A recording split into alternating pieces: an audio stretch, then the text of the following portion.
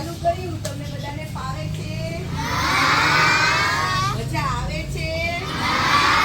સરસ. આજે આપણે એક મસ્ત મજાની વાત કરીએ છીએ જે આપણને જીવનમાં હંમેશા ઉપયોગી છે. બરાબર?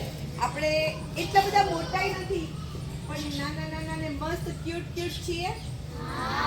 શું કરવાનું પહેલા તમે મને સાંભળો. તમારા વડીલો, આજુબાજુવાળા લોકો, તમે બહાર ક્યાંક જાઓ, લગ્ન પ્રસંગમાં જાઓ, ફરવા જાઓ, ત્યાં લોકો તમને વાલ કરતા હોય.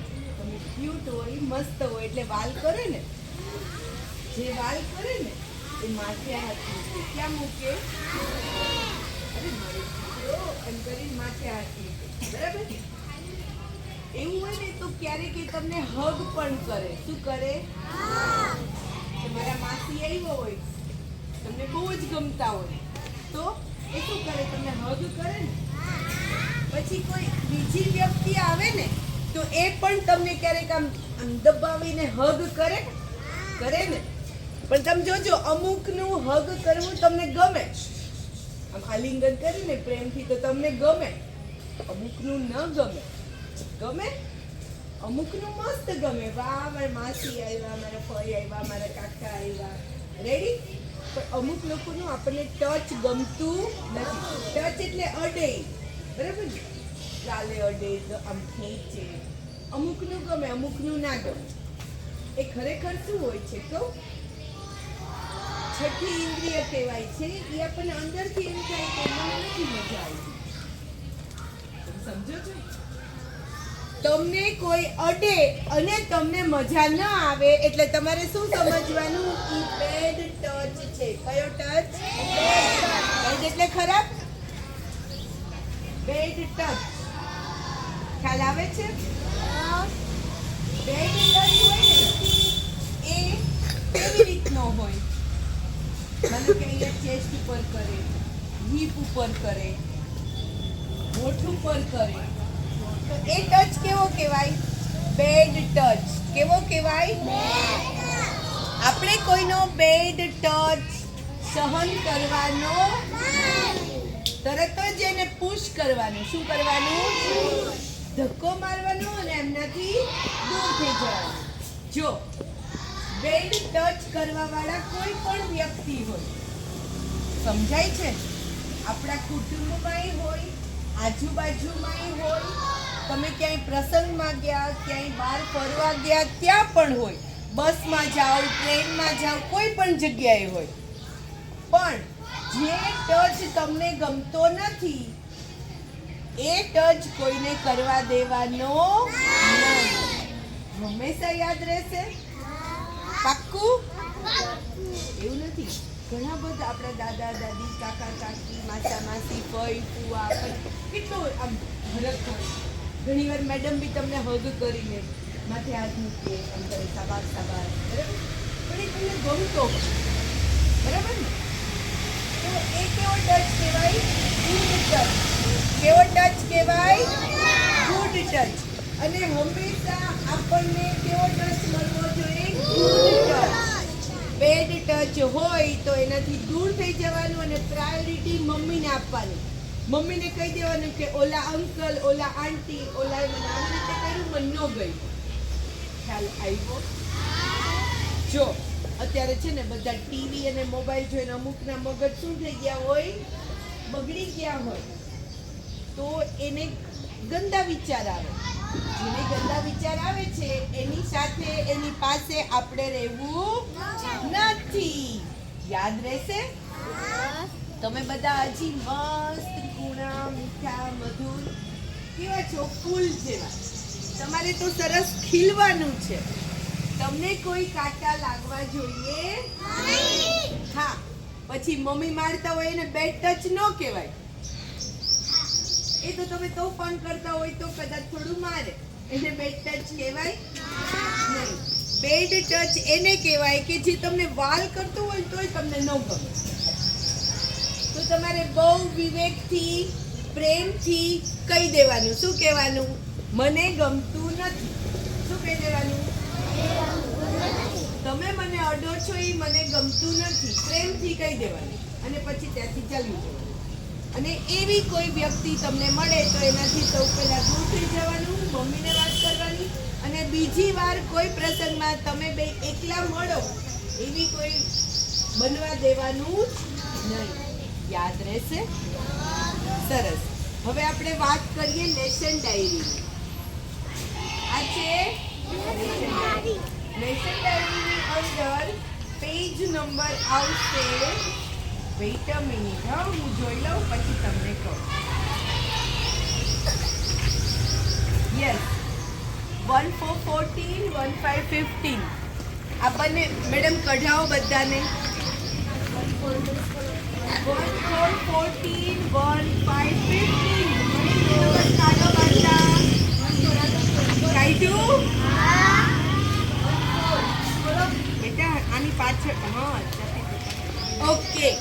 ચલો હવે એની અંદર જોવો તો તમને ટોટલ કેટલા 139 સેન્ટેન્સ આપ્યા છે. કેટલા? બંને પેજ ઉપર જો સ્પેલિંગ છે, એનો ઉચ્ચાર છે અને એનો અર્થ પણ છે. ખ્યાલ આવ્યો? આ તમે રોજબરોજમાં જે વાક્યનો ઉપયોગ કરો ને એ વાક્યનું મેં ઇંગ્લિશ ઉચ્ચાર અને અર્થ લખીને આપ્યો છે. અવારનવાર આને વાંચો. મમ્મી પપ્પા સાથે, ફ્રેન્ડ સાથે, મેડમ સાથે આવી રીતે ઇંગ્લિશ બોલો. ઇંગ્લિશ એટલે બોલવાનું કે ઇંગ્લિશ અત્યારના સમયમાં જરૂરી છે. બરાબર ને? કદાચ તમને ઇંગ્લિશનો ઉચ્ચાર વાંચતા ન આવડે તો બાજુમાં લખ્યું છે ને show me your school bag. Show me your school bag એટલે શું થાય છે? તમારી સ્કૂલ બેગ મને બતાવો. તો જો આવા સિમ્પલ નાના નાના સેન્ટેન્સ છે જે આપણે રોજ બધું જ સ્કૂલમાં ફ્રેન્ડ સાથે, ઘરે મમ્મી પપ્પા સાથે બોલતા હોય ને તો રોજ એક વખત આ બધા વિથ ફિંગર ખાલી ઓરલ કરવાનું રાખો ને તોય તમારું ઇંગ્લિશ કરવાની વાતચીત એટલે કે ઇંગ્લિશ કન્વર્ઝેશન કેટલું બેસ્ટ થઈ જાય. થઈ જાય ને? થઈ જાય કે નહીં? હું સમજુ. આપણે ગુજરાતી છીએ. કેવા છીએ? આપણી મધર ટંગ ગુજરાતી જ છે. પણ તમે 5 સ્ટાર હોટલમાં જાઓ, ગુજરાતી બહાર ફરવા જાઓ તો ત્યાં કોઈ ગુજરાતી બોલશે નહીં. તો એ લોકો બોલે એ આપણને સમજ તો પડવી જોઈએ ને. બસ એટલે આપણે શું શીખવાનું છે?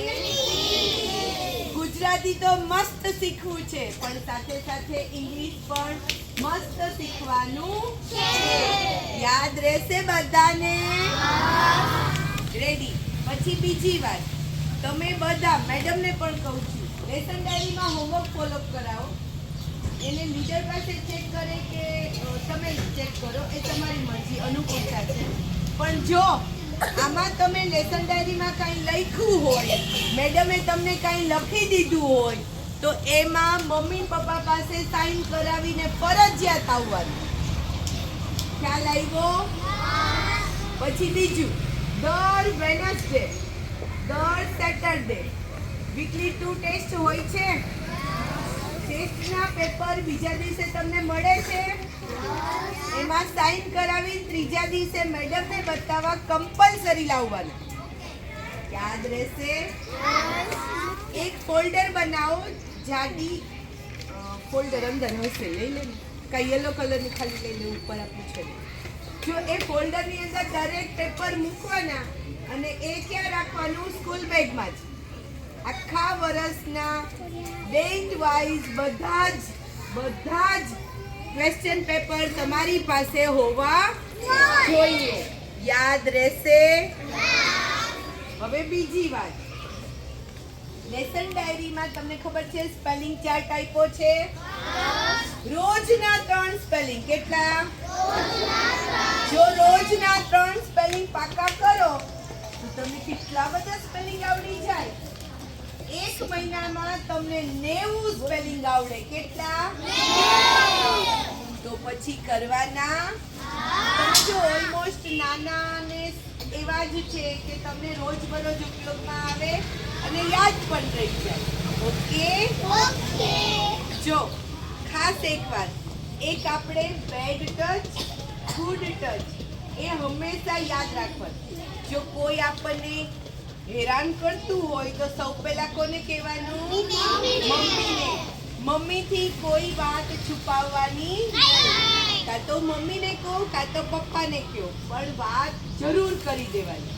હું તો કહું તમે સ્કૂલમાં આવો છો, સ્કૂલમાં જે કંઈ થાય એ બધું ઘરે મમ્મી પપ્પાને વાત કરવાનું રાખો. રેડી? તો બધાને યાદ રહેશે? થોડું થોડું ઇંગ્લિશ કન્વર્સેશન આપણે આપણી જાતે શીખીએ. કરીએ? પાક્કું? Okay, thank you. હા, જો આવી રીતનું એક ફોલ્ડર આવે છે, આમાં એક સ્ટ્રીપ પણ આવે છે, પણ આના કરતા છે ને એક કવર જેવું ફોલ્ડર આવે છે. આઈ થિંક 20 રૂપિયા સમથિંગ આવે. તો એ તમે લઈ લ્યો તો એમાં સરસ રીતે બધા જ પેપર ગોઠવાઈ જાય. તમારા એક પણ પેપર મિસપ્લેસ થાય નહીં. સાથે સાથે તમને જ્યારે પેપર દેવામાં આવે ત્યારે એક ગળી બીજી ત્રીજી એવું નહીં કરવાનું. ખાલી એક જ બેન્ડ કરવાનું અને લેસન ડાયરીમાં મૂકી દેવાનું, જેથી કરીને એ પેજ બહુ જાજુ વળી ના જાય, ફાટી ના જાય અને વ્યવસ્થિત રહે. પેપર હંમેશા આખા વર્ષના સાચવીને રાખવાના. Okay, thank you.